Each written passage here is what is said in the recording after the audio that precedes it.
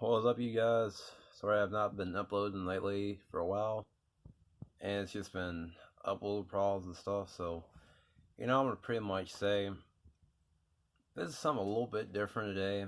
That I'm pretty much gonna say like your engine exhaust temperatures and stuff. But I'm gonna pretty much talk to you guys about frying pans and your exhaust too. It's just a lot of people are pretty much saying like, why the skillet gets so hot and stuff. It's just and have like a burnt mark on it and stuff, and then your muffler has like a burnt mark on it too.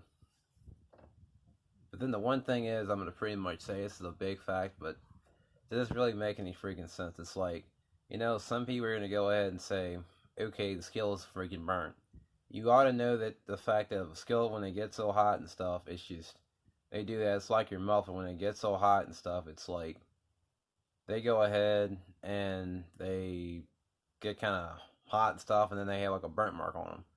It's like welds and stuff like that. When you're welding something, they really do have weld lines in them. But then the other thing is, I'm gonna pretty much say that some people really gotta pay attention to the fact that for your muffler and all that, when it gets so hot and things, including your factory, your engine too. It's like a lot of stuff. I'm pretty much gonna say that the things I'm really gonna mention that it's like a turbo blanket and your exhaust too. I'm gonna pretty much say the two different things about your turbo blanket.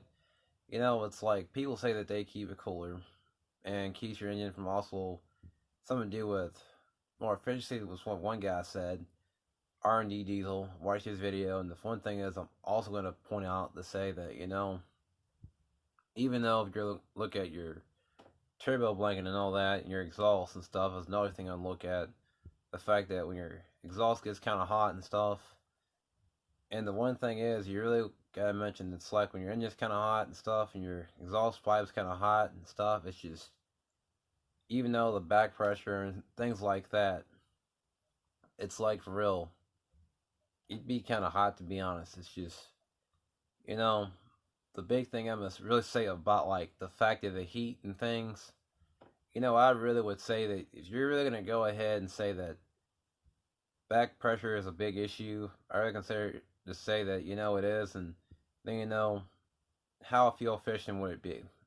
And then the other thing is about the back pressure, and I'm really gonna go ahead and say that compared to a single exhaust, compared to a dual exhaust, I'm really gonna go ahead and say that you can try this out yourself and look this up, or probably test this thing out yourself. But my uncle had a dual exhaust truck, and it had the Borla and all them on them. And here was the other thing I'm gonna really just go ahead and say: the fact that he had dual exhaust on them.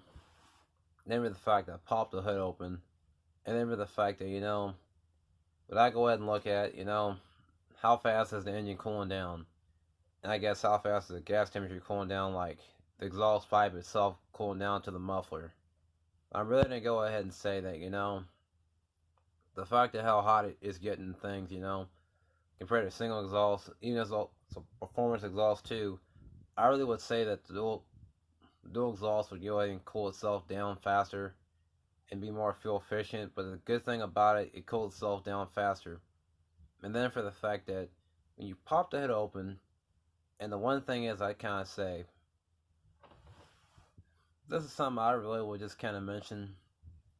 It's like including your headers. It's just, even though you're on the turbocharger and the intercooler, that'd be another thing I really would look at. How hot is it going to get and stuff. And then, some people, even though they're running factory vehicles and stuff, and then it's like a lot of these extra add-on gauges that you really should have would be like your oil temperatures, your exhaust temperatures, and then your water temperature and all that. But then it's just reason why I really would say you really want to know about that, and performance of it too, reliability in the long run.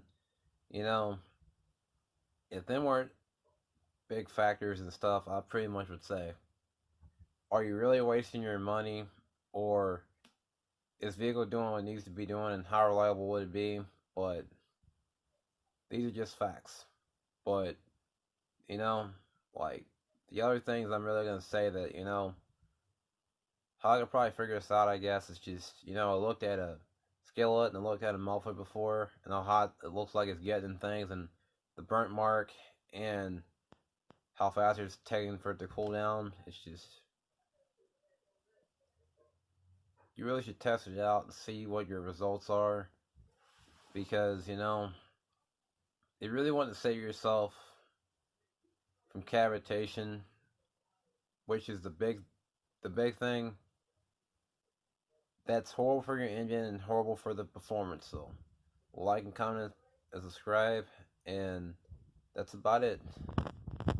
Peace.